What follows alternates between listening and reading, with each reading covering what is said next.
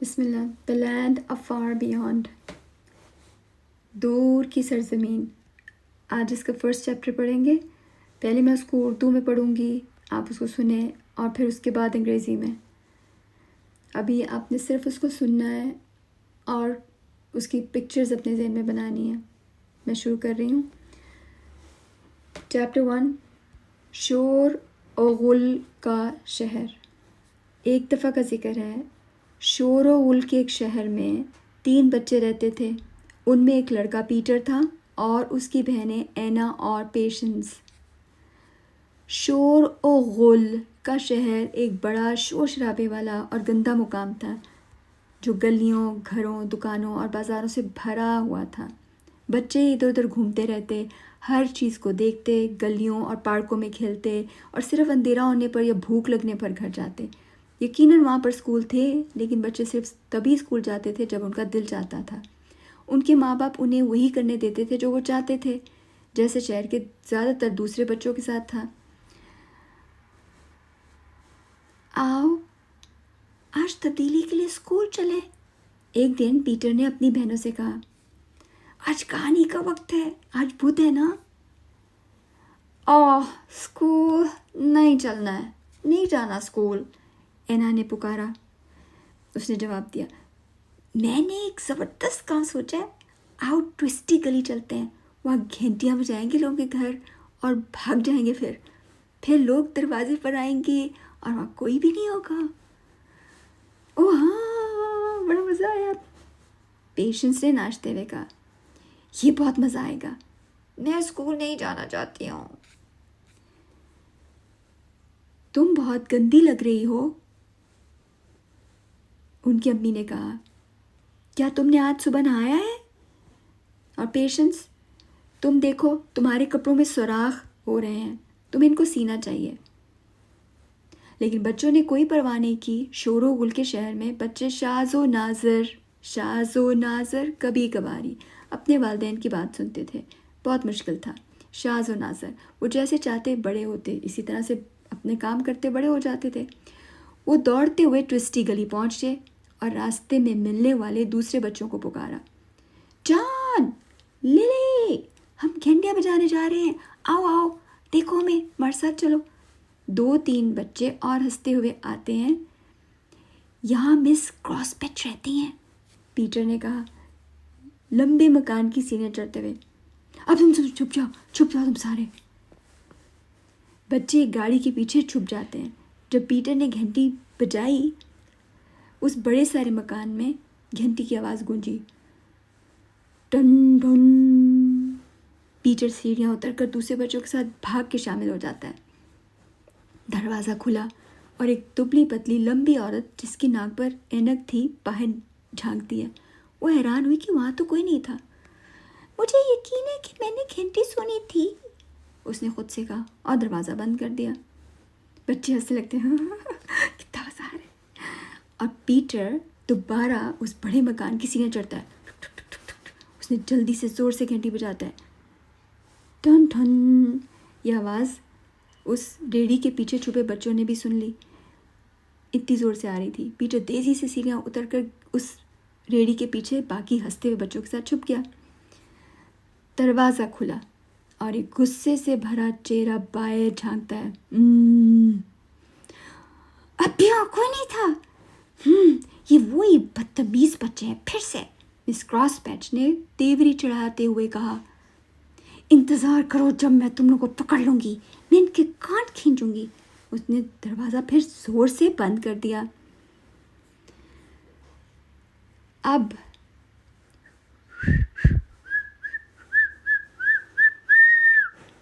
ये कौन है? दूध वाला सीटी बजाते हुए गली में आया। उसके पास मिस क्रॉसपैच के लिए मक्खन और अंडे थे। उसने घंटी बजाई। ठन ठन। कोई दरवाज़ा खोलने नहीं आया।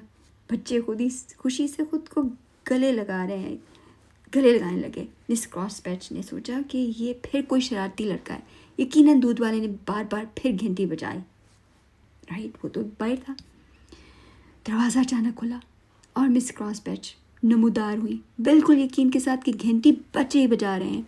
उसने दूध वाले के गाल पर ज़ोर से थप्पड़ मारा और वह हैरत से अंडे गिरा बैठा। हाँ हाँ, हम्म, ये देखो उसने कहा। सुनो, ये ध्यान सुनो, मिस क्रॉसपैच ने कहा।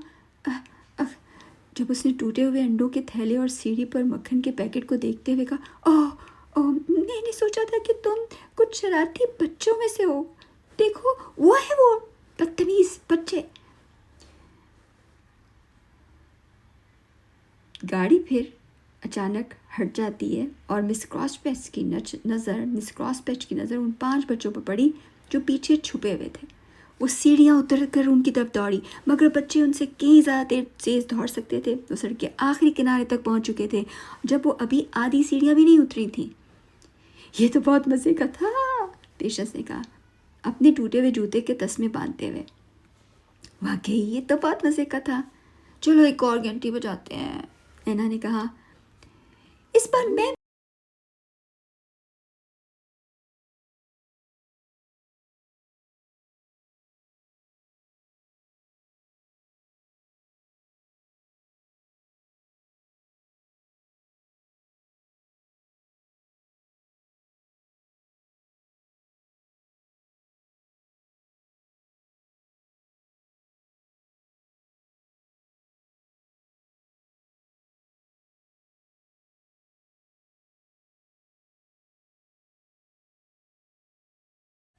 अरे हमारे साथ आओ, यहाँ नीचे एक फलों का ठेला है। वाह, जबरदस्त जबरदस्त जबरदस्त, पांचों बच्चों ने कहा और 2 बड़े लड़कों के साथ दौड़े। वो बुरे लड़के थे जो दुकानों और ठेलों से चोरी किया करते थे। देखो, वहाँ ठेले वाला आदमी है, हम चाहते हैं कि तुम में से 2 हमारी मदद करो, हम जितना चाहें फिर वहाँ से फ्रूट उठा लेंगे। ये तो चोरी है और पुलिस हमें पकड़ सकती है, पेशेंस ने कहा। ओह, बुज़दिल मत बनो, रॉन ने कहा। अब सुनो, तुम में से कौन तेज भागता दौड़ता है? पीटर और एना तो ऐसे दौड़ते हैं जैसे हवा, पेशेंस ने कहा।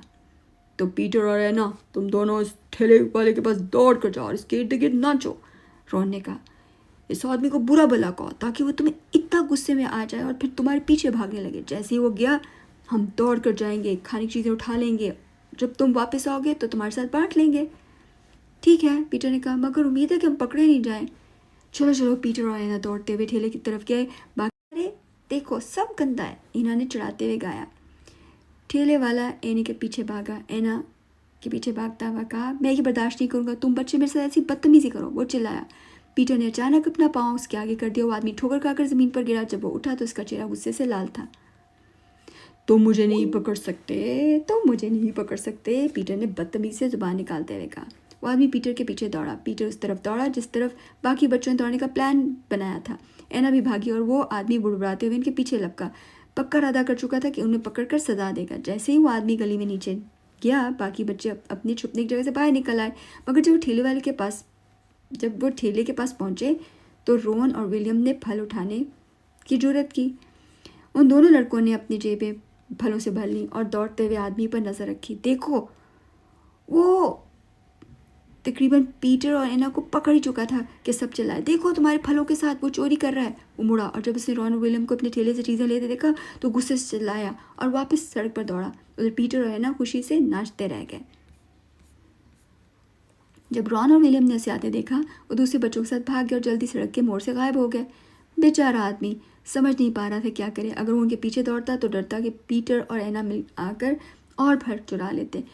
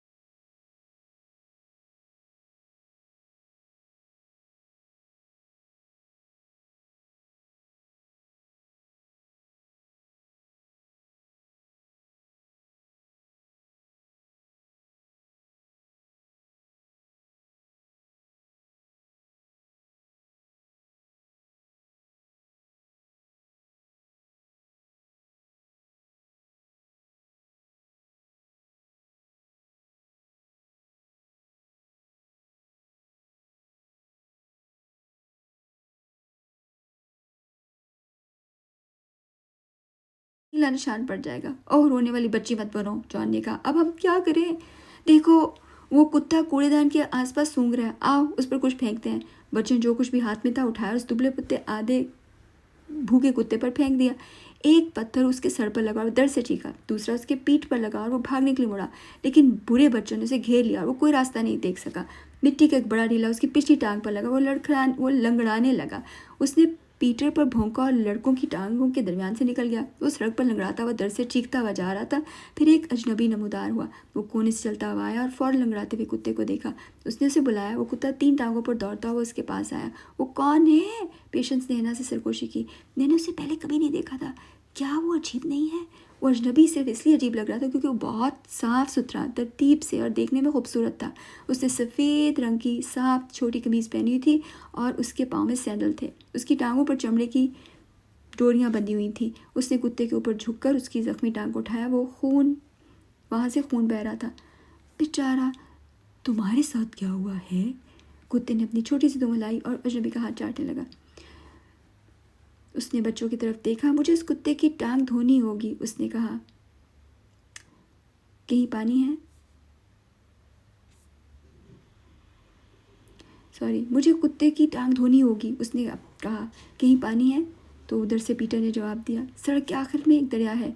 पीटर वहाँ से भाग जाना चाहता इससे पहले कि आदमी को पता चले कि कुत्ते की टांग पर जख्म उसने मारा है, मगर वो अजनबी इतना गैरमूली और पुरसरार लगा कि पीटर को लगा कि उसे वहीं रुककर देखना चाहिए। एना ने कहा, क्या इसका चेहरा चमक नहीं रहा? लिली बोली, और इसकी आँखें कितनी गहरी और चमकदार है। मुझे वो अच्छा लगा। मैं उससे भागने की सोच भी नहीं सकती, जैसे अक्सर बड़ों से भागने को दिल करता है। और देखो सही, वो कुत्ते के लिए कितना फिक्रमंद है। मैंने पहले कभी किसी कुत्ते की किसी बड़े को इतनी परवाह करते नहीं देखा। आओ मुझे दरिया दिखाओ, लंबे अजनबी ने कहा, अपनी गहरी नील झीली जैसी आंखों से बच्चे को देखते हुए। और 5 बच्चे खामोशी से उसकी बात मानते हुए उसे सड़क के उस किनारे ले गए जहाँ दरिया बहता था। तरा, अब उर्दू में तो कहानी हो गई। अब इंग्लिश में मैं ऐसा करती हूँ कि इसको मैं एक सेपरेट एक और वीडियो में डाल देती हूँ। आप ये करें कि कीवर्ड्स इसमें से मेरा ख्याल है लिख सकते हैं और आप सोचें क्या कर सकते हैं। आपका दिल क्या चाह रहा है कहानी सुनने के बाद कि अब आप क्या करें।